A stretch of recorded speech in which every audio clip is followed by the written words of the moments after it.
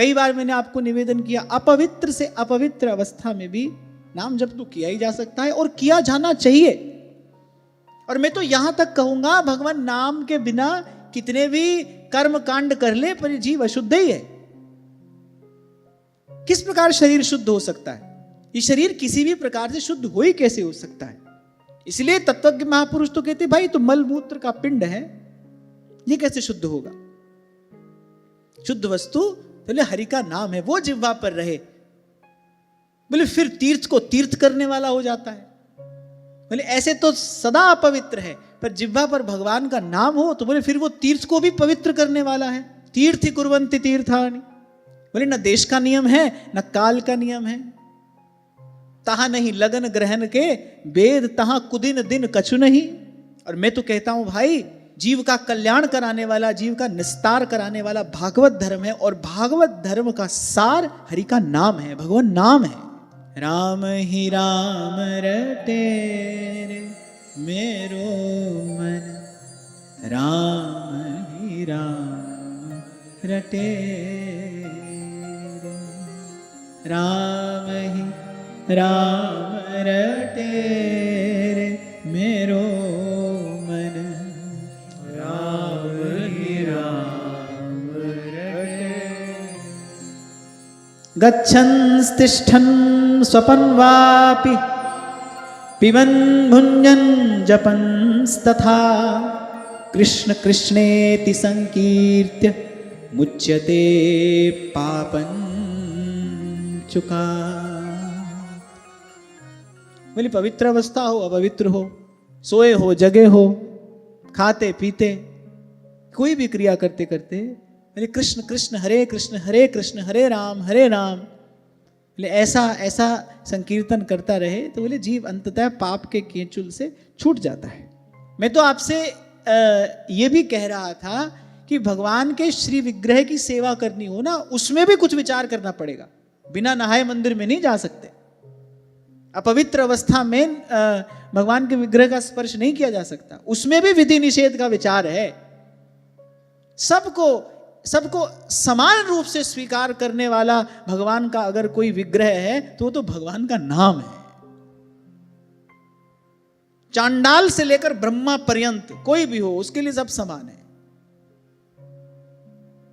आब्रह्म स्तंभ पर्यंतम सर्वम मायामयम जगत, सत्यम सत्यम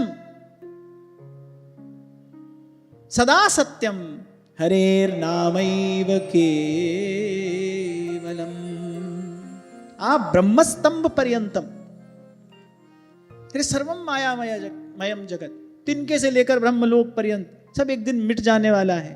जेताई दी से धरण गगन बिच, तेताई सब मिट जासी, भज मन चरण कमल अविनाशी, भज मन चरण कमल अविनाशी। अन्यत्र पुराण में भगवान वेदव्यास का वाक्य है, वो ध्यान से सुनना।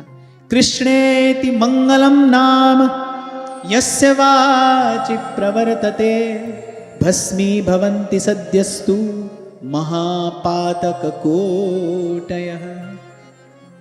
सर्वेषामपि यज्ञानां लक्षणानि व्रतानि च, तीर्थस्नानानि सर्वाणि तपांस्यनशनानि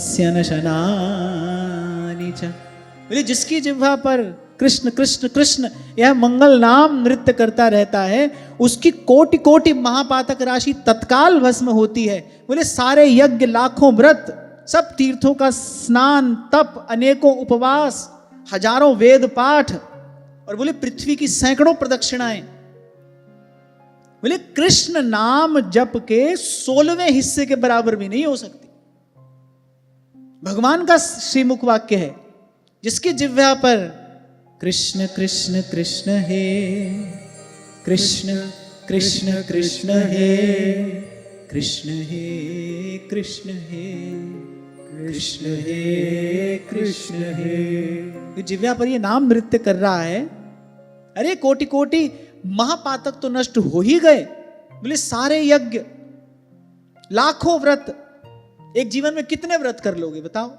अब मान लो कोई एकादशी करता हो, साल में 24 ही तो करेगा, 100 साल भी जिए, पैदा होते ही तो बेचारा व्रत करने नहीं लगेगा, चलो उसको भी गिन लेते हैं, 100 साल, कितनी एकादशी हुई?